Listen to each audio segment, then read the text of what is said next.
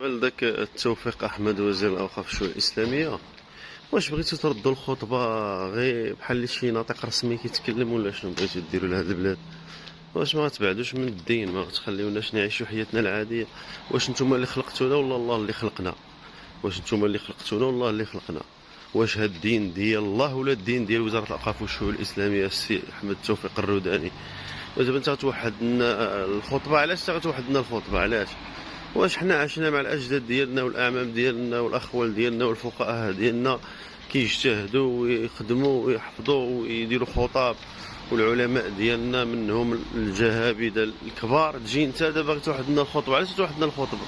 شكون انت فمك الله باش توحد لنا الخطبه؟ انت ما قاريش، ما قاري لا دين لا والو، انت وداك الناس ديال الاوقاف راكم كتحاربوا الدين بهذه الطريقه. اتقوا الله، كتشجعوا لي في موازين وتشجعوا لي في مهرجانات ديال الثقافات ديال الخاويه ديال العهر والفجور، وتبغيو تزموا الافواه ديال العلماء والفقهاء ديالنا. هذا المغرب، هذا راه المغرب العلماء ديالو وبالدين ديالو وبإمارة المؤمنين، ولهذا بارك عليه من التخربيق. هذا راه التخربيق. انت بغيتي دابا فقيه كيوت، بغيتي فقيه يجي يهضر يدير خطبه صغيره دير الورقه، ايوا صافي ديك الساعه ما يبقاش عندنا خطيب ديال الجمعه، ولا عندنا ناطق ديال الجمعه، وهذا هو اللي باغي تقلب عليه.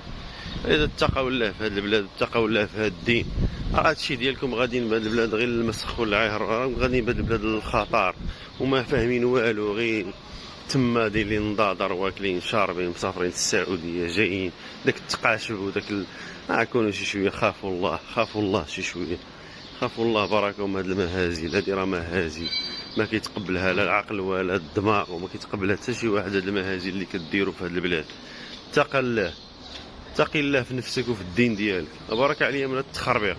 خطبه غنوليو حنا الخطبه نفرقوها كيما درتي التلفازات، داك المشروع ديال التلفازات قديم، غادي يكون الدروس ما دار والو، بزاف ديال الملايين ديال السنتيمات هذاك التلافز اللي داروا في المساجد ما عطاو والو. عاود دابا اليوم راه غادي بينا في هذا الباب هذا. اتقي الله شي شويه في المغاربه وفي المسلمين، اتقيوا الله في المسلمين، والله الا اتقيوا الله في المسلمين. اما الهضره ديال خطبه محاضره كلها. با عبد الله، صباح النور، كيف الحال؟ الله يحفظك با عبد الله. هذا راه فهمتي، هذا راه لعابات، لعابات بالدين ديالنا وبالعلم ديالنا ما عندي ما نقول لك، راه المغاربه عارفينك، ولا حول ولا قوه الا بالله.